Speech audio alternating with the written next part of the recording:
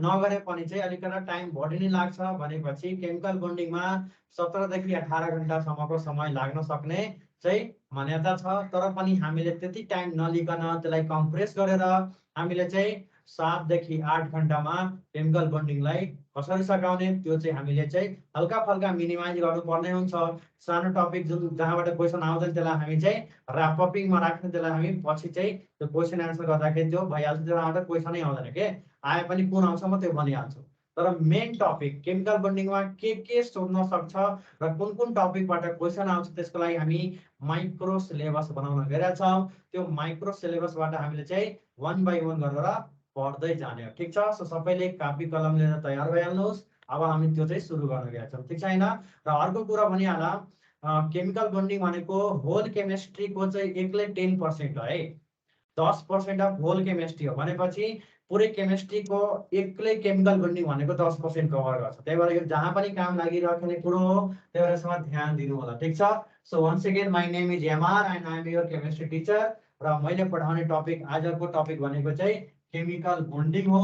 र मैले यहाँ लेखिदिरहेको छु, तिमीहरूले लेख्नु है त। केमिकल बन्डिङमा हामीले कुन टपिक्सहरू चाहिँ कभर अप गर्ने हो। ठिक छैन। सो केमिकल बन्डिङमा चाहिँ हामीले कभर अप गर्ने टपिक भनेको चाहिँ फर्स्ट टपिक भनेको चाहिँ लेखिहालौँ, इन्ट्रोडक्सन टु केमिकल बन्डिङ है त। Introduction to chemical bonding, introduction to chemical bonding भइहाल्यो। 2 मा हामीले के पढ्छ त भन्दाखेरि आयोनिक कम्पाउन्ड। आयोनिक कम्पाउन्डको कुरा गर्दाखेरि यहाँ आयोनिक बोन्ड अवश्य पनि हामीले गर्नुपर्छ, त्यसमै हामीले भइहाल्छ। ठिक छ। अर्को कुरो लेख, 3 नम्बरमा हामीले के टपिक पढ्नुपर्छ त भन्दाखेरि मेकानिजम अफ आयोनिक कम्पाउन्ड है त।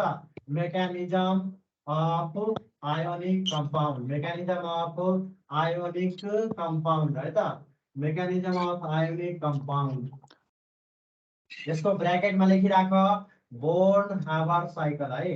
बोर्न हाबर साइकल, यसको ब्रैकेटमा लेखिराख बोर्न हाबर साइकल। त्यस्तै 4 नम्बरको टपिक हामीले के पढ्नेवाला छ त भन्दाखेरि यसमा solubility of ionic compound, solubility of ionic compound है त। सोल्युबिलिटी अफ आयोनिक कम्पाउन्डको बारेमा हामी चाहिँ पढ्नेवाला छौँ। सोल्युबिलिटी अफ आयोनिक कम्पाउन्ड या अब हामीले यसरी पनि लेख्न सक्छौँ और एस ब्लक साल्ट है त। एस ब्लक साल्ट को मतलब तिमीहरू बुझिरह होला। एस ब्लक में कुन एलिमेंटहरू पर्छ, element of the group first and group second हो कि नहीं। अल्काली मेटल र अल्कालाइन अर्थ मेटलले बनाएको साल्टलाई हामी के भन्छौँ त, एस ब्लक साल्ट भन्छौँ। फर इक्जाम्पल NaCl भनेको एस ब्लक साल्ट हो। अर्को भनेको मैग्नेशियम क्लोराइड भनेको मतलब एस ब्लक साल्ट हो। यस टेल मी। यस के भन्दै थियो sir? Group first and group कुन भन्नुभयो सर एस ब्लक साल्टमा? एस ब्लक साल्टमा ग्रुप फर्स्ट र ग्रुप सेकेंड हुन्छ है। अल्काली मेटल भनेको ग्रुप फर्स्ट भइहाल्यो, अल्कालाइन अर्थ मेटल को मतलब ग्रुप सेकेंड भइहाल्यो हो कि नहीं। सो ग्रुप फर्स्ट र सेकेंड को मेटल या एलिमेंटलाई हामी के भन्छौँ, एस ब्लक भन्छौँ। र त्यो एस ब्लकले बनाएको साल्टलाई हामी के भन्छौँ, एस ब्लक साल्ट भन्छौँ। ठिक छैन।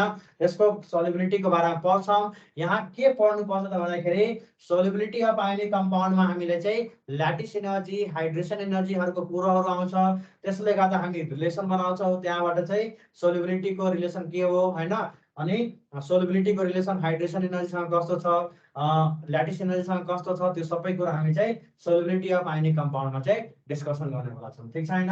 त्यस्तै हाम्रो अर्को टपिक हुनेछ भन, बोर्न हाबर पछि के लेख्नु भएको हो? बोर्न हाबर साइकल हो यो है, CYCL साइकल। बोर्न हाबर हो यो, हाबर HABER हाबर। ठीक छ, साइकल। अब अर्को लेख 5 नम्बरको टपिक हुन्छ फजान्स रुल, FAZANAPOS, फजान्स रुल है त। यो फजान्स रुल भनेको आयोनिक कम्पाउन्डसँग रिलेटेड टपिक हो। अब यो फजान्स रुलमा हामीले के पढ्छ त भन्दाखेरि आयोनिक कम्पाउन्डकै बारेमा पढ्छौँ। तर के पढ्छु त भन्दाखेरि आयोनिक कम्पाउन्डको मतलब के हो सुन्नु होला है। पहिला बिचमा केही प्रब्लम छ भने सोध्ने, पहिला सुन्ने, be the good listener. Ionic कम्पाउन्डको मतलब के हो, आयोनिक कम्पाउन्डको मतलब म धेरै बुझाउँछु पनि, अहिलेको लागि के हुन्छ त भन्दाखेरि आयोनिक कम्पाउन्डमा आयोनिक बोन्ड हुन्छ। आयोनिक बोन्डको मतलब के हुन्छ? It is the complete transfer of electron from electropositive atom to electronegative atom, हो कि नै? भनेपछि आयोनिक कम्पाउन्ड आयोनिक बोन्डको मतलब के बुझेको छ तिमीहरूले चाहिँ? It is the complete transfer of electron. So यहाँ कम्प्लिट ट्रान्सफर अफ इलेक्ट्रोन भइरहेको छ भनेको मतलब एउटाले इलेक्ट्रोन दिइरहेको छ, अर्कोले इलेक्ट्रोन लिइरहेको छ, हो कि नै? भनेपछि यो केसमा अब दुनियाँमा कुनै पनि कुरो पर्फेक्ट हो त होइन, कुनै पनि कुरो आइडियल हो त होइन। त्यही भएर चाहिँ आयोनिक बोन्डमा पनि कम्प्लिट ट्रान्सफर जुन भनिरहेछ, सो आफैमा यो इन्कम्प्लिट हो कि नै? भनेपछि यहाँ कम्प्लिट ट्रान्सफर अफ इलेक्ट्रोन भने पनि, बुझिरहेछ है? कम्प्लिट ट्रान्सफर अफ इलेक्ट्रोन भने पनि यहाँ चाहिँ कहीँ न केही पार्ट चाहिँ इलेक्ट्रोनहरू सेयर पनि गरिराखेको हुन्छ केटायन र एनायनको बिचमा। सो त्यो सेयरिङ अफ इलेक्ट्रोनलाई हामी भन्छौँ कोभ्यालेन्ट क्यारेक्टर भन्छौँ। So covalent character in ionic कम्पाउन्डको बारेमा जानकारी दिने रुलको नाम के हो त? फजान्स रुल हो। यसमा हामी पोलराइजिङ पावर अफ केटायन र पोलराइजिबिलिटी अफ एनायन्सको बारेमा, इलेक्ट्रोन क्लाउडहरूको बारेमा चाहिँ हामी फजान्स रुलमा डिस्कसन गर्ने, ठीक छ? So this is very very important topic. यहाँबाट क्वेसनहरू म्याक्सिमम सोधिराखेको हुन्छ, त्यही भएर भिभिआई गरिराख है। यसमा भिभिआई टपिक भनेको चाहिँ कुन छ त भन्दाखेरि मोस्ट भिभिआई, सबै भिभिआई नै छ। यो छ solubility of ionic compound most VVI छ यो, ठीक छ? अर्को भनेको फजान्स रुल पनि मोस्ट भिभिआई छ। सो योहरू चाहिँ एकदमै मजाले बुझेर हामीले अगाडि बढ्नुपर्छ। सबैले क्लास एटेन्ड गर्नु, अदरवाइज यो केही पनि बुझ्नेवाला छैन है। त्यही भएर एकदमै वान बाई वान जानेछौँ हामी। यति मात्रै होइन, यति सारिसक्यो सबैले? अझै छ है अहिले? सारियो? यस सर। ल अब हामी आउँछौँ 6 नम्बरमा। सो फजान्स रुलपछि हामीले कोभ्यालेन्ट कम्पाउन्डको बारेमा लेख। कोभ्यालेन्ट 6 नम्बरको टपिक के हुनेछ त हाम्रो? कोभ्यालेन्ट कम्पाउन्ड है त। 6 नम्बरको टपिक छ त कोभ्यालेन्ट कम्पाउन्ड। बोन्ड भनेपछि पनि अब यहाँ लेख्ने के त? कम्पाउन्ड। कोभ्यालेन्ट कम्पाउन्ड भनेपछि कोभ्यालेन्ट बोन्डको बारेमा पनि डिस्कसन गर्नु परिहाल्छ। अब यो कोभ्यालेन्ट कम्पाउन्डको टपिकमा हामीले के पढ्नेवाला छौँ भनेको त माइन्ड हामीले चाहिँ मेकअप गरिहालौँ। हेर, सो कोभ्यालेन्ट कम्पाउन्डमा हामीले पढ्ने टपिक भनेको चाहिँ लिविस स्ट्रक्चर त हुन्छ यसमा, तर लिविस स्ट्रक्चर भनेको यो केमिकल बन्डिङ भनेको ग्रेड 11 को टपिक हो, जहाँ तिमीले लिविस स्ट्रक्चर मजाले सिकेको होला। यदि सिकेको छैन भने यो तिमीहरूले घरमा प्र्याक्टिस गर्नु। 2-4वटा मैले यहाँ सिकाउँछु, सबै गर्न भ्याउँदैन यहाँ, किनभने टाइम टेकिङ हो, त्यो टाइम वेस्ट मात्रै हुने हो। त्यहाँ धेरै त्यसबाट क्वेसन पनि आउँदैन, ठिक छ हैन? लिव्स स्ट्रक्चरको कन्सेप्ट भयो भने चाहिँ हामीले यहाँ चाहिँ लिव्स स्ट्रक्चरको कन्सेप्टबाट नै, जस्तो कि कार्बन डाइअक्साइड लेख्नु पर्यो भने, कोभ्यालेन्ट कम्पाउन्डको कार्बन डाइअक्साइड लेख्नु पर्यो भने मैले डाइरेक्टै C डबल बोन्ड O लेखिदिएर काम समाप्त गरिदिन्छु। भनेपछि यहाँ लिव्स स्ट्रक्चर अक्टेट्स डुप्लेटहरू चाहिँ फुलफिल गराइराख्नु पर्दैन, ठिक छैन? सो यति चाहिँ यो बुझ्नको लागि तिमीहरूले चाहिँ लिव्स डट स्ट्रक्चर तिमीहरूले चाहिँ घरमै प्र्याक्टिस गर्नु। ग्रेड 11 को किताबहरू लिएर एउटा दुईटा मैले यहाँ प्र्याक्टिस गराउँछु, तर सबै गराउनको लागि टाइम धेरै चाहिन्छ, त्यही भएर यो मैले भनिदिएको है। सो कोभ्यालेन्ट कम्पाउन्डमा हामीले पढ्ने के त? यसमा हामीले पढ्छौँ के को बारेमा? ओभरल्यापिङ कन्सेप्ट पढ्छौँ। जस्तो कि साइड वाइज ओभरल्यापिङ भनेको के हो, एक्सिस टु एक्सिस ओभरल्यापिङ भनेको के हो, जहाँबाट सिग्मा र पाईको कन्सेप्ट आउँछ। अनि त्यसपछि how to calculate sigma bond and pi bond in the given compound. Like Manav NS तिमीलाई सोधिन्छ कुनै बेन्जिन स्ट्रक्चरमा चाहिँ कतिवटा सिग्मा कतिवटा पाई हुन्छ भनेर सोधिन्छ, निकाल्न। एन्थ्रासिनमा कतिवटा छ, न्याफ्थालिनमा कतिवटा छ हैन? लाइक इथाइन मोलिक्युल्समा कतिवटा सिग्मा कतिवटा पाई, इथिनमा कतिवटा सिग्मा कतिवटा पाई, C2CN4 मा कतिवटा सिग्मा कतिवटा पाई, सोडियम साइनाइडमा कति, सोडियम क्याल्सियम कार्बाइडमा कति, यो सबै क्वेसनहरू तिमीलाई चाहिँ सिग्मा बोन्ड पाई बोन्डको क्याल्कुलेसन टाइपको सोध्न सक्छ है। सो यो कुरोहरू हामी कहाँ पढ्छौँ त? कोभ्यालेन्ट कम्पाउन्डमा पढ्छौँ।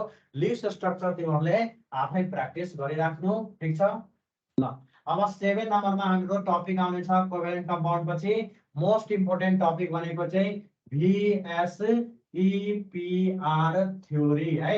VSEPR थ्योरीको मतलब हुन्छ valence shell electron pair repulsion theory.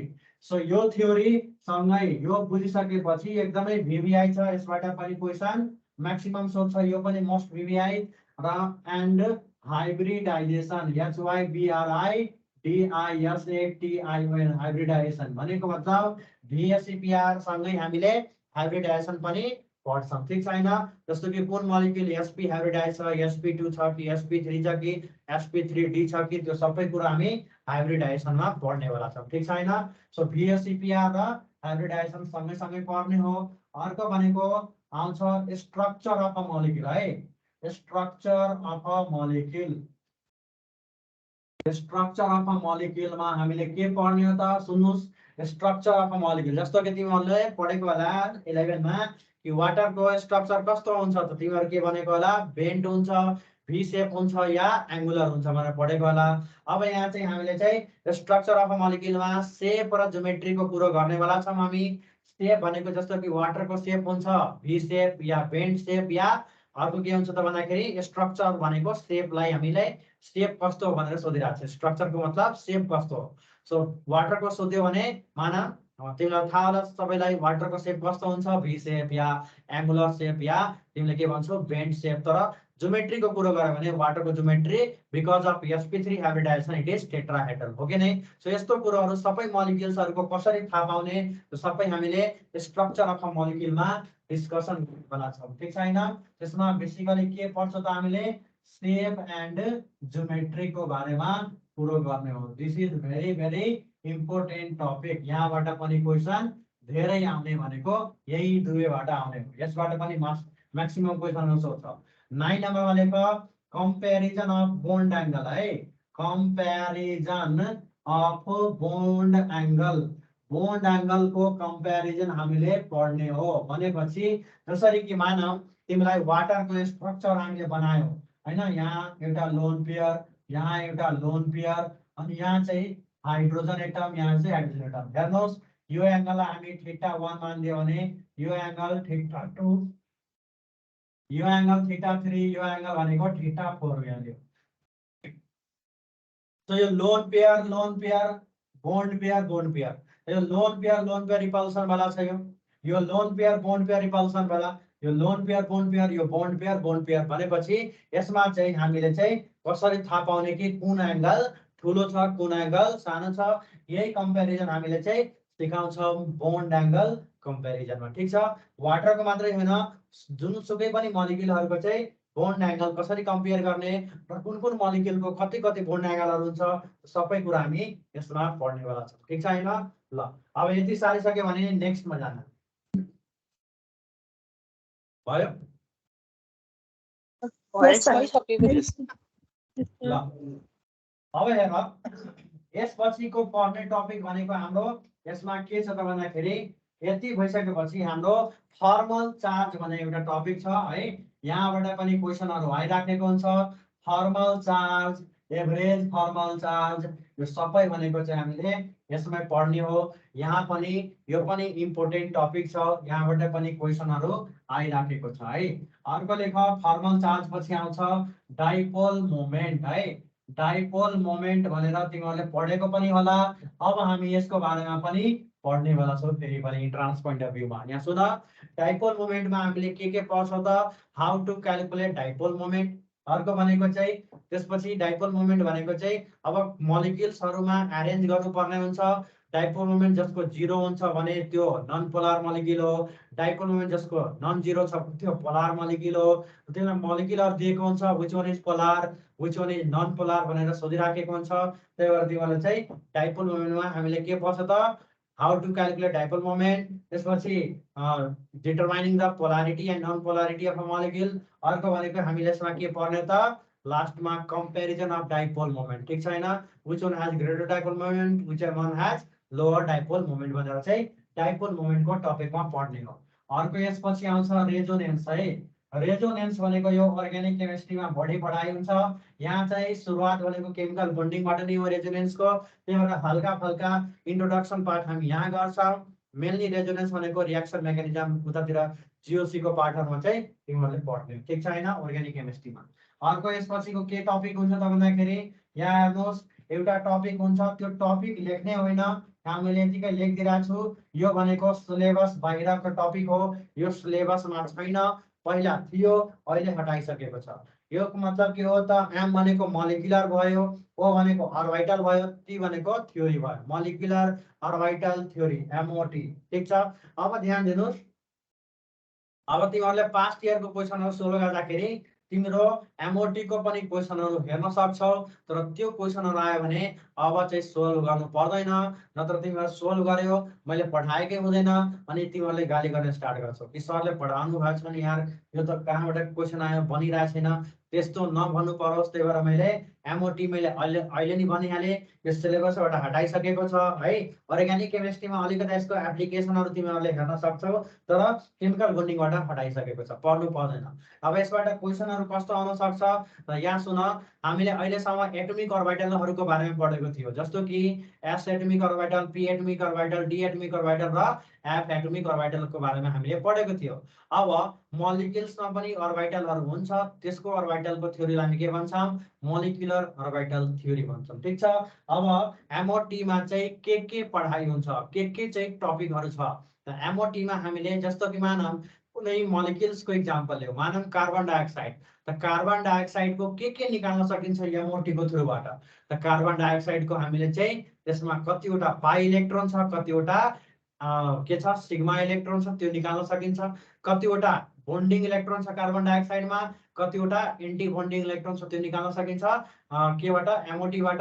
अर्को भनेको चाहिँ कार्बन डाइअक्साइडको म्याग्नेटिक प्रोपर्टिज पनि हामीले निकाल्न सक्छौँ, कहाँबाट त, एमओटीबाट। म्याग्नेटिक प्रोपर्टीको नाम के हो त, सबैले भनिदिनुहोस् त। म्याग्नेटिक प्रोपर्टी तिमीलाई फिजिक्समा पनि पढेको होला। यदि म्याग्नेटिक फिल्डमा यदि रिपल्सिभ फोर्स लागिरहेको छ भने त्यसलाई डायम्याग्नेटिक भन्थ्यो हामीले, हो कि नै। र एट्र्याक्टिभ फोर्स लागिरहेको छ भने प्याराम्याग्नेटिक हो। मोर देन प्यारा छ भनेपछि त्यो फेरोम्याग्नेटिक भ्यालु, धेरै एट्र्याक्टिभ फोर्स लागिरहेको छ भने फेरोम्याग्नेटिक हुन्छ। फेरोको उल्टालाई हामी एन्टी फेरो भन्छौँ होइन। अर्को भनेको चाहिँ अर्को कुन म्याग्नेटिक प्रोपर्टी हुन्छ, फेरी म्याग्नेटिक प्रोपर्टी। भनेपछि 5वटा म्याग्नेटिक प्रोपर्टी हामीले पढ्नु पर्थ्यो, जुन चाहिँ अब पढ्नु पर्दैन, जुन चाहिँ एक्सप्लेन बाई एमओटीले एक्सप्लेन गर्थ्यो, यो मोलिक्युल प्यारा हो कि डाया हो भनेर। ठिक छ होइन, त्यो पनि अब हटिसक्यो। यो पनि क्वेसन आयो भने चाहिँ नगर्नु त्यो क्वेसन। ठिक छ। अर्को सुन, अर्को भनेको यसले के पत्ता लगाउँछ त एमओटीले, bond order of the molecules. मानव कार्बन डाइअक्साइडको बोन्ड अर्डर कति हो त्यो निकाल्न पत्ता लगाउँथ्यो। अर्को भनेको चाहिँ के पत्ता लगाउँछ त्यसले, बोन्ड अर्डर भइसकेपछि बोन्ड लेन्थ पत्ता लगाउन मद्दत गर्थ्यो, कसले त, एमओटीले। तिमीहरूले अर्ग्यानिक केमिस्ट्रीमा बोन्ड लेन्थको बारेमा पढिराखेको होला। अर्ग्यानिक केमिस्ट्रीमा बोन्ड लेन्थ, जस्तो कि इथिन, इथाइन र इथेनमा बोन्ड लेन्थ कसको धेरै त, तिमीहरूले पढेको होला, इथेनको पढेको होला होइन। इथेनको बोन्ड लेन्थ धेरै हुन्छ, पढेको होला कि नै हो। सो यो भनेको एप्लिकेसन अफ एमओटी हो, मोलिकुलर अर्बिटल थ्योरी हो। भनेपछि बोन्ड लेन्थ र बोन्ड अर्डरको रिलेसन इन्भर्सली प्रोपोर्सनल हुन्छ। इथाइनमा बोन्ड अर्डर 3 हुन्छ, इथिनमा बोन्ड अर्डर 2 हुन्छ, इथेनमा बोन्ड अर्डर 1 हुन्छ। सो बोन्ड अर्डर धेरै भयो भने बोन्ड लेन्थ कम हुन्छ, कम भयो भने बोन्ड अर्डर बोन्ड लेन्थ धेरै हुन्छ। यो सबै कुरो एमओटीको पार्ट हो, जुन चाहिँ हामीलाई चाहिँ केमिकल बोन्डिङमा पढ्नु पर्दैन। अर्ग्यानिक केमिस्ट्रीमा सरहरूले पढाउनुहुन्छ होला, त्यो छुट्टै कुरो हो, तर यहाँ चाहिँ हामीलाई सिलेबसमा छैन। सो यो कुरो हामीले तिमीहरूको जानकारीको लागि मैले भनिदिएको। यदि क्वेसन आयो भने कृपया गरेर नगर्नु होला, ठिक छ होइन। ल, अनि गाली पनि नगर्नु होला, सरलाई किन पढाउनु भएन, मैले अहिले नै भनिहालेँ है। सो यसलाई हामी यहाँ चाहिँ टपिकभित्र समावेश नगरौँ, ठिक छ। अब यसपछिको टपिक, लास्ट टपिक हुनेछ, त्यो भनेको हाइड्रोजन बोन्ड है। यहाँबाट पनि क्वेसनहरू सोधिराखेको हुन्छ हाइड्रोजन बोन्डबाट है। सो यसरी हाम्रो यो टपिकहरूलाई टच गर्नै पर्छ। This is very important topic, जहाँबाट क्वेसन आउने सम्भावना म्याक्सिमम हुन्छ है। 2-3वटा क्वेसन यो च्याप्टरबाट आइराखेको हुन्छ। ओके, सो यसरी हामीले यो टपिकहरू पढ्ने हो। अब तिमीहरूले मनमनै सोचिरह्यो होला, सरले त धेरै टपिक छुट्याइदिनु भयो, सरले मेटालिक बोन्डको बारेमा भन्नु भएन होइन, भ्यान्डर वाल्स बारेमा भन्नु भएन, अर्को भनेको कोअर्डिनेट बोन्डको बारेमा भन्नु भएन। त्यो टपिकहरू सानो टपिक हो, जहाँबाट क्वेसन लगभग नाको बराबर आउँछ, आउँदै आउँदैन। आए पनि भनेपछि हामीले ऱ्यापअप थाहा छ नि, जस्तो कि तिमीहरूले इक्जाम दिन्छौ, कमन इन्ट्रान्स, अनि पास हुन्छौ, पास भएपछि तिमीहरू म्याचिङ प्रोसेसमा जान्छौ, फर्स्ट म्याचिङ, सेकेन्ड म्याचिङ, अनि त्यसपछि ऱ्यापअप हुन्छ होइन। त्यस्तै हाम्रो यो सानो सानो टपिक जुन छ त्यो हाम्रो ऱ्यापअप अफ दिस च्याप्टरमा सकिन्छ है। अरू टेन्सन लिनु पर्दैन, मेन टपिक यही हो। यहाँबाट क्वेसन आउँछ, जुन मैले 2-4वटा देख्न छोडिदिएको छु, त्यहाँबाट क्वेसन नाको बराबर आउँछ। आए पनि कस्तो आउँछ त्यो हामी क्वेसनबाट नै क्लियर गरिहाल्छौँ, ठिक छ। सो यहाँसम्म सबैको क्लियर भयो, पोइन्ट कि भएन भनिदिनुहोस् त। अब 1 by 1 हामी स्टार्ट गर्न जान्छौँ। केमिकल बोन्डिङको इन्ट्रोडक्सनबाट सुरु गरौँ है त।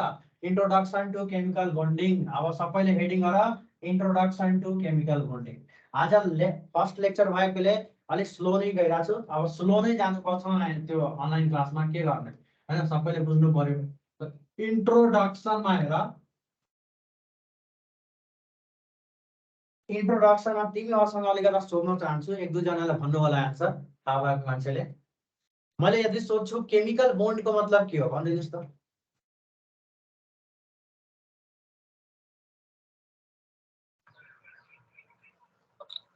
Attractive force. Attractive force. सुन है, सुन, अब यहाँ इन्ट्रोडक्सन टु केमिकल बोन्डिङमा हामीले यहाँ चाहिँ डेफिनेसन भन्दाखेरि सबैले ध्यान दिएर सुन्नु होला है। केमिकल बोन्ड भनेर त्यसको डेफिनेसन लेख्नुभन्दा अगाडि के बुझ्नु पर्यो हेर्नुहोस्। बोन्ड भनेको अ टाइप अफ फोर्स हो, ठिक छ। बोन्ड भनेको फोर्स हो। अब यहाँ फोर्स भनेको यहाँ केमिकल बोन्डिङमा दुई फोर्सलाई फोकस गरिन्छ, एउटा रिपल्सिभ फोर्स हुन्छ र अर्को हुन्छ एट्र्याक्टिभ फोर्स हुन्छ, ठिक छैन। त बोन्ड भनेपछि त त्यहाँ के हुनु पर्यो त, एट्र्याक्टिभ फोर्स धेरै हुनु पर्यो र रिपल्सिभ फोर्स कम हुनु पर्यो। यसको मतलब यो होइन कि रिपल्सिभ फोर्स हुँदैन, जहाँ एट्र्याक्सन छ त्यहाँ रिपल्सन पनि भइराखेको हुन्छ। तर के भइरहेको हुन्छ त, attractive force is dominate over repulsive force for the process of chemical bonding. तो यो कुरो जहिले पनि ध्यान दिनु होला। बोन्डिङ भनेको यसरी फेभिकलले चिप्काइदिने होइन एटमलाई, त्यहाँ बोन्ड हुन्छ, फोर्स अफ एट्र्याक्सनहरू हुन्छ। त्यो फोर्स अफ एट्र्याक्सन भनेको मतलब त्यहाँ रिपल्सन हुँदैन भनेको होइन, त्यहाँ रिपल्सन पनि हुन्छ एट्र्याक्सन पनि हुन्छ, तर रिपल्सन भन्दा एट्र्याक्सन धेरै हुन्छ। त्यही भएर तिनीहरू के हुन्छ, क्लोज भएर बोन्डिङ प्रोसेसमा चाहिँ तिनीहरू एट्याच भएर बसेको हुन्छ, ठिक छैन। सो द्याट अब केमिकल बोन्डको डेफिनेसन लेख्नु पर्यो भने यसलाई हामी के भने त, it is the force of attraction, ठिक छ, बिट्विन द एटम्स और ions in a chemical species. त्यही कुरा हामी यहाँ लेख्न गइरहेका छौँ। सबैले लेख्नुहोस् त, केमिकल बोन्डको मतलब के हुन्छ त, it is a force of attraction है, it is a force of attraction, it is a force of attraction between atoms, right? It is a force of attraction between the atoms and or ions, like right? It is a force of attraction between the atoms or ions in a chemical species, in a chemical species.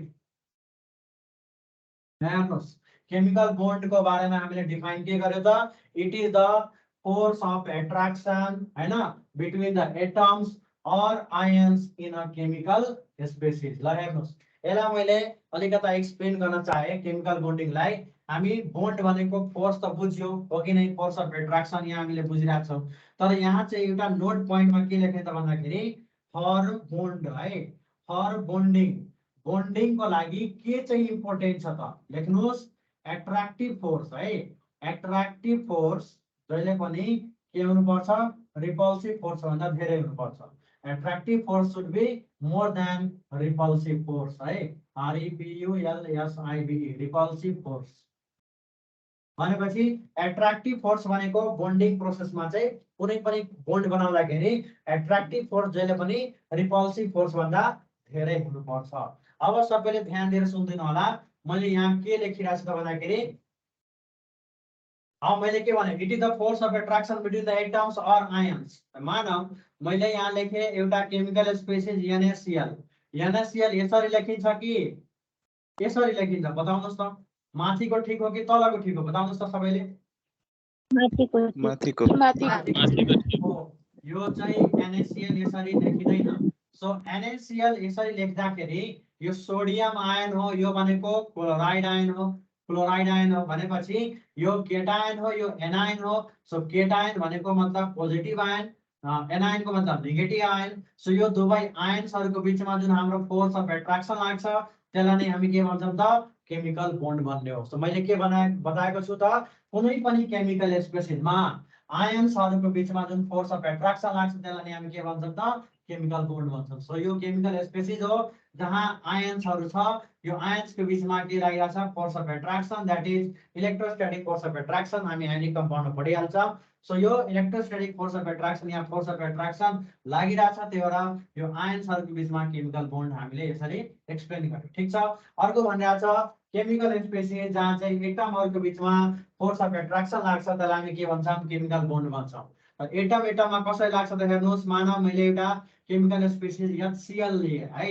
अब यो HCl भनेको ionic compound हो कि covalent compound हो, यो त सबैलाई थाहा होला, कोभ्यालेन्ट कम्पाउन्ड हो कि नै। Covalent भनेपछि compound. HCl मा हेर्न यो सिंगल कोभ्यालेन्ट बोन्ड यहाँ दिएको छ। अब भन्छ हो सर यो एटम छ, यो पनि एटम छ, यहाँ यो चार्ज छैन भने यसमा फोर्स अफ एट्र्याक्सन कसरी लाग्छ सर, यहाँ एट्र्याक्टिभ फोर्स कसरी लाग्छ, जब पोजिटिभले नेगेटिभलाई एट्र्याक्ट गर्छ नि यहाँ एट्र्याक्टिभ फोर्स लाग्छ। यहाँ चार्जै छैन भने कसरी लाग्छ, यो जस्तो त छैन।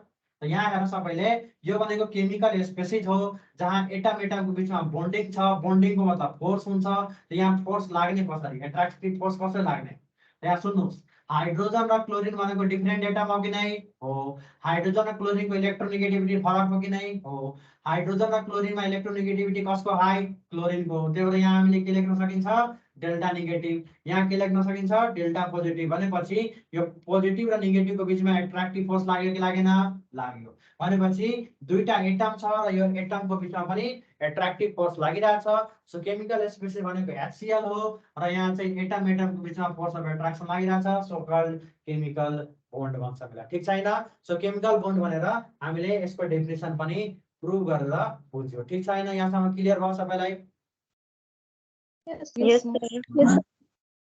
Yes, ल sir. ल अब हामी केमिकल बोन्डको इन्ट्रोडक्सनको डेफिनेसन चाहिँ बुझ्यो। अब हामी यहाँ के बुझ्छ त भन्दाखेरि, सर केमिकल बोन्डिङ जरुरी किन पर्यो सर, एटम छँदै थियो भने मोलिक्युल्स किन बनाउनु पर्यो, कसैलाई एन्सर थाहा छ बताउनुहोस् त मलाई। Stable हुनको लागि। स्टेबलको लागि हो। त यहाँ सेकेन्ड पोइन्टमा हामी लेख्छौँ डेफिनेसन, पहिला पोइन्ट लेख्ने हामीले, सेकेन्ड पोइन्टमा लेख्ने बोन्डिङ इज नेसेसरी। किन बोन्डिङ जरुरी छ, बोन्डिङ इज नेसेसरी यानी CESSARY, नेसेसरी फर के त, स्टेबिलिटी। बोन्डिङ किन जरुरी छ त, स्टेबिलिटीको लागि जरुरी छ है त। तो यो कुरो एकदमै ध्यान दिने। सो मैले बताएँ बोन्डको मतलब फोर्स अफ एट्र्याक्सन हो। बोन्ड किन जरुरी छ त, स्टेबिलिटीको लागि जरुरी छ। स्टेबिलिटी कुन फ्याक्टरले यसलाई चाहिँ अफेक्ट गर्ने हो, कुन फ्याक्टरले स्टेबिलिटी देखाउने हो त सबैले याद राख्ने। म स्टेबिलिटीको बारेमा एक्सप्लेन गरिरहेको छु। यहाँ स्टेबिलिटीमा हेर, स्टेबिलिटीमा यहाँ चाहिँ पहिला सिम्पल भाषामा बुझौँ। यो एउटा रिङ छ जहाँ मैले यहाँ डायमन्डको स्टोन हालिदिएको छु। यो भनेको फिगर नम्बर फर्स्ट हो र यो सेकेन्ड फिगर छ, यो भनेको यहाँ तल मैले डायमन्डको स्टोन हालिदिएको छु। अब यो फर्स्ट रिङ र सेकेन्ड रिङमा भएको डायमन्ड स्टोनलाई कम्पेयर गर्दाखेरि in the terms of stability कुन स्टोन स्टेबल छ बताइदिनुहोस् त मलाई। सेकेन्ड वाला कि फर्स्ट वाला? सेकेन्ड वाला स्टेबल छ कि फर्स्ट वाला स्टोन स्टेबल छ? सेकेन्ड वाला। अब यसमा तिमीलाई फिल आइराखेको छैन भने यसरी बुझ्ने, तिमीहरू मेला घुम्न जान्छौ होला, भ्याली बाहिरको मान्छेहरू होला तिमीहरू, हो कि नै? भ्याली बाहिरको छ भने मेलामा गयो होला, रोटेपिङ खेल्यो होला हैन। यदि काठमाडौँ भ्यालीको छौ भने फन पार्क गयो होला, रोटेपिङ खेल्यो होला। रोटेपिङमा सोच तिमी तल हुँदाखेरि स्टेबल फिल गर्छौ कि माथि हुँदाखेरि स्टेबल फिल गर्छौ?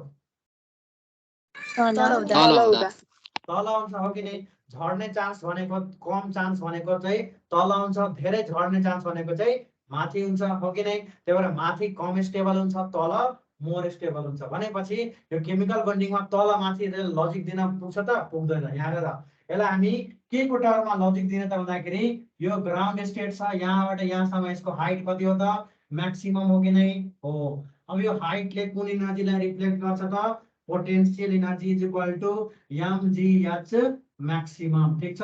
सो म्याक्सिमम हाइटले पोटेन्शियल एनर्जी पनि के गर्छ त, म्याक्सिमम गराउँछ। ठीक छैन?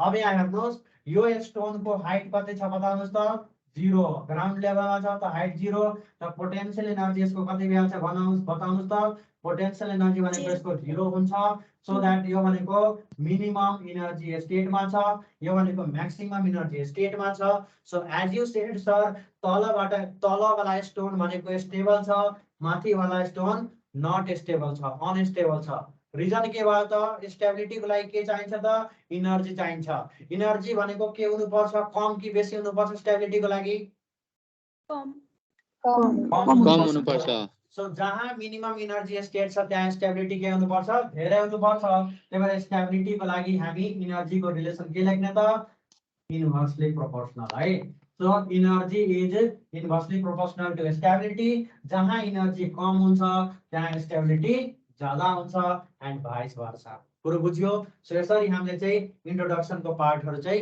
खतम गर्दै छौ ठीक छ हैन सो बन्डिङको मतलब के बुझ्यो फोर्स अफ एट्र्याक्सन बुझ्यो बन्डिङ किन जरुरी छ स्टेबिलिटीको लागि जरुरी छ स्टेबिलिटी कहाँ पाइन्छ जहाँ मिनिमम एनर्जी स्टेट हुन्छ त्यो एनर्जी जहाँ मिनिमम छ त्यहाँ स्टेबिलिटी धेरै हुन्छ भनेपछि तीनवटा कुरो दिमागमा चाहिँ सबैको बसेको होला बन्ड भनेको फोर्स अफ एट्र्याक्सन बन्डिङ किन जरुरी छ स्टेबिलिटीको लागि स्टेबिलिटी कहाँ पाइन्छ जहाँ बन्डिङ जहाँ चाहिँ एनर्जी के हुन्छ कम हुन्छ त्यहाँ धेरै स्टेबिलिटी पाइन्छ ठीक छ हैन त्यसरी हामीले चाहिँ अब एनर्जी भनेको दुई किसिमको एनर्जी हामी पढ्छौं एउटा हुन्छ release energy that is exo process वाला एनर्जी एक्जोथर्मिक एनर्जी अर्को हुन्छ एब्जर्ब्ड एनर्जी त्यो भनेको मतलब इन्डोथर्मिक एनर्जी हुन्छ ठीक छ त्यो सबै कुरा हामी आयनिक कम्पाउन्ड कोभ्यालेन्ट कम्पाउन्ड पढ्दाखेरि त्यसको डिटेल हामी बुझिहाल्छौं अहिलेको लागि के बुझ्यो त एनर्जी र स्टेबिलिटीको रिलेसन इन्भर्सली प्रोपोर्शनल हुन्छ ठीक छ हैन के सोध्नु छ यहाँसम्म भन्नुस् त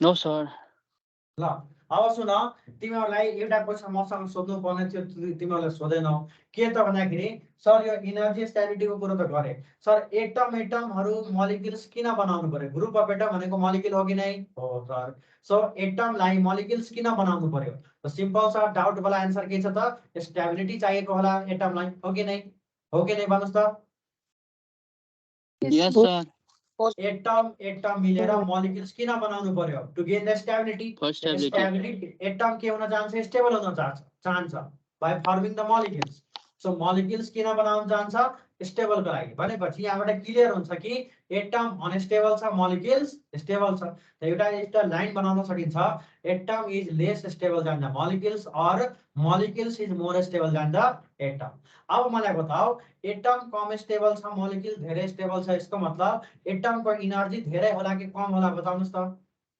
धेरै मोलिक्युल्सको एनर्जी कम होला हो कि नै सो एउटा लाइन लेखिहाल्नु तिमीहरु यहाँ चाहिँ के लेखा त भन्दाखेरि यहाँबाट बुझ्न सकिन्छ molecules is more stable than the atom molecule is more stable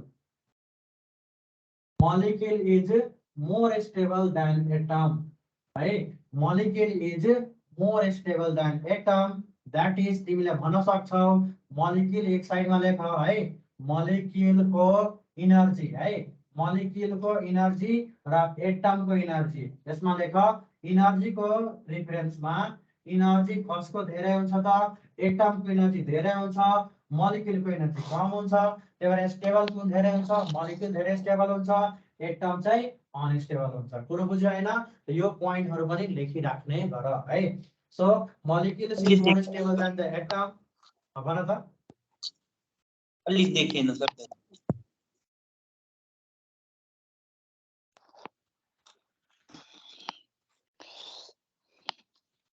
भयो ल भनेपछि एटम हायर एनर्जी स्टेटमा आउँछ सो एटम मिलेर मोलिक्युल बनायो एनर्जी रिलीज हुन्छ एनर्जी रिलीज भएपछि के हुन्छ स्टेबिलिटी बढ्छ ठीक छ जति धेरै एनर्जी रिलीज भयो त्यतिकै धेरै त्यो एनर्जी मिनिमम स्टेटमा पुग्छ यसको मतलब स्टेबिलिटी बढ्छ ठीक छ so that molecule is more stable than the atom पुरो बुझ्यो हैन यस सर ल अब सबैले हामी अब आउने इन्ट्रोडक्सन पार्ट खतम भयो अब आउने टाइप्स अफ बन्डिङमा आउने है बन्डिङको टाइप्सहरु कतिवटा छ कतिवटा टाइप्समा क्याटेगोराइज गरेको छ कुन चाहिँ स्ट्रङ बन्ड हो कुन चाहिँ वीक बन्ड हो त्यो सबै कुरा हामी डिस्कसन गर्दै छौ है त एउटा टाइप हुन्छ स्ट्रङ बन्डको टाइप हुन्छ स्ट्रङ बोन्ड, अर्को टाइप हुन्छ विक बोन्ड है। अर्को टाइप के हुन्छ त विक बोन्ड हुन्छ, स्ट्रङ बोन्ड र अर्को हुन्छ विक बोन्ड। स्ट्रङ बोन्डको बोन्ड एनर्जी कति हुन्छ बताइदिनुस् त। स्ट्रङ बोन्डको बोन्ड एनर्जी हुन्छ more than or equal to 42 kilo joule per mole हुन्छ है। सबैले ध्यान राख्ने, जसको bond energy more than or equal to 42 kilo joule per मोल छ भने त्यसको हामी के भन्छौँ त स्ट्रङ बोन्ड भन्छौँ। यो स्ट्रङ बोन्डमा के पर्छ त, कुन टाइप्सहरु पर्छ लेखिहाल्नुहोस्। सबभन्दा पहिलो टाइप्स हो आयोनिक बोन्ड हो है, आयोनिक बोन्ड। और इसको नाम अर्को के छ त इलेक्ट्रोभ्यालेन्ट बोन्ड हो है त, इलेक्ट्रोभ्यालेन्ट बोन्ड हो। सबभन्दा दुनियाँको स्ट्रङ्गेस्ट बोन्ड कुन हो त इलेक्ट्रोभ्यालेन्ट या आयोनिक बोन्ड हो। त्यसपछि सेकेन्ड स्ट्रङ्गेस्ट कुन हो त कोभ्यालेन्ट बोन्ड हो है त, सेकेन्ड स्ट्रङ्गेस्ट बोन्ड भनेको कोभ्यालेन्ट बोन्ड हो। थर्ड स्ट्रङ्गेस्ट भनेको के हो त कोअर्डिनेट बोन्ड हो, कोअर्डिनेट बोन्ड हो है त, कोअर्डिनेट बोन्ड। र लास्ट भनेको चाहिँ मेटालिक बोन्ड हो है। यिनीहरू स्ट्रङ बोन्डको क्याटेगोरीमा पर्छ।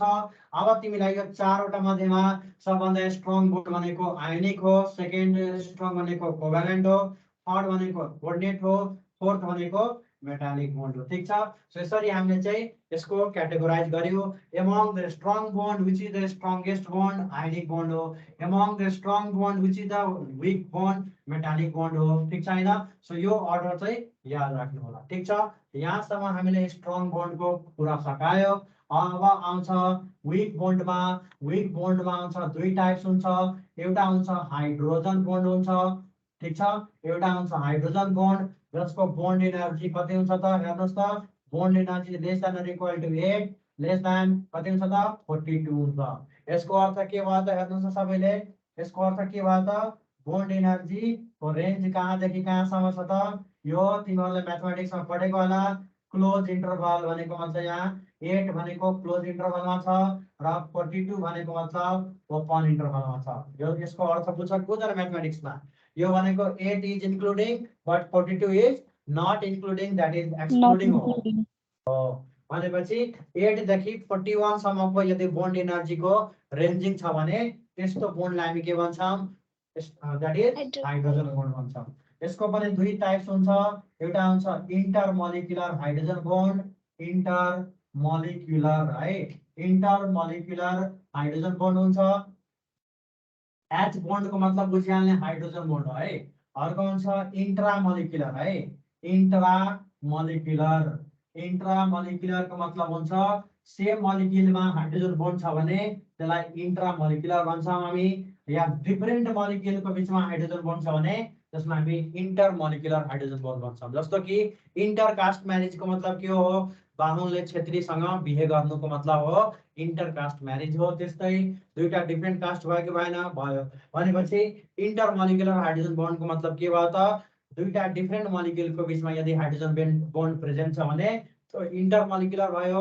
अर्को भनेको इंट्रा मोलिकुलर को मतलब के हो, जसको चाहिँ जसको चाहिँ सेम मोलिक्युलमा हाइड्रोजन बोन्ड प्रेजेन्ट छ भने त्यो इंट्रा मोलिकुलर हाइड्रोजन बोन्ड हो। ठीक छैन। सो यसरी हामीले यसको टाइपलाई पनि सकायो। र लास्ट टाइप हुन्छ भ्यान डर वाल फोर्स है त, लास्ट टाइपको मतलब के हो त भ्यान डर वाल फोर्स। ठीक छैन, भ्यान डर वाल फोर्स। भ्यान डर वाल फोर्स को बोन्ड एनर्जी कति भयो त, यसको लेस देन 8 किलो जूल पर मोल है त, लेस देन 8 किलो जूल पर मोल। उता देखिरहेको छैन,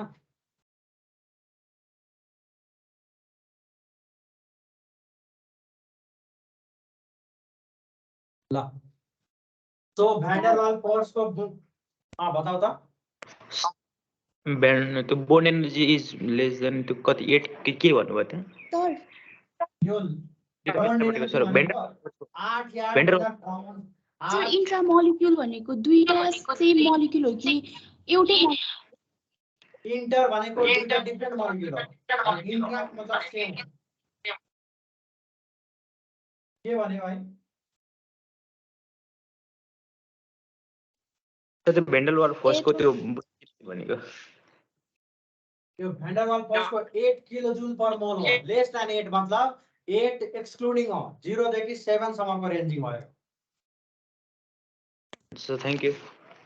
ल अब भ्यान्डरवाल फोर्स भनेको विकेस्ट फोर्स हो, सबभन्दा स्ट्रङ फोर्स सरी सबभन्दा विक बोन्ड भनेको भ्यान्डरवाल हो, सबभन्दा स्ट्रङ बोन्ड भनेको आयोनिक बोन्ड हो। कुरो बुझ्यो हैन? अब तिमीहरूले बोन्ड इनर्जीको रेन्ज देखिहाल्यो।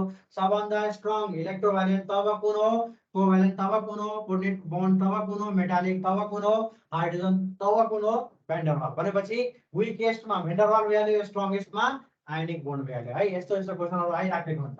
अब भ्यान्डरवाल फोर्सको 3 टाइप्स हुन्छ, त्यो टाइप्सहरु लेखिराख।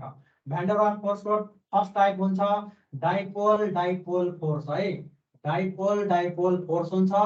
डीपी को मतलब डाइपोल डाइपोल फोर्स हो। यसको अर्को नाम हुन्छ किसोम फोर्स हो है, किसोम फोर्स। हेर्नुस् अर्को हेर्नुस् डाइपोल डाइपोल फोर्स, अर्को सुन्नुस् dipole dash induced dipole IDP force है, dipole dash induced dipole force भनेको मतलब डाइपोल डैश आईडीपी को मतलब के हुन्छ, इंड्यूस्ड करेन्ट भए जस्तै यो पनि इंड्यूस्ड डाइपोल हो है त। आईडीपी को मतलब इंड्यूस्ड डाइपोल फोर्स हो। So dipole dash induced dipole force हो। अब यसको नाम के हो त, अर्को नाम डिवाई फोर्स हो, डीईबीवाई डिवाई फोर्स हो यसको नाम है त। This is a Debye force. यताको म मेटाइदिरहेको छु है, अलिकता कन्फ्युज नहोस् भने। डिवाई फोर्स हो।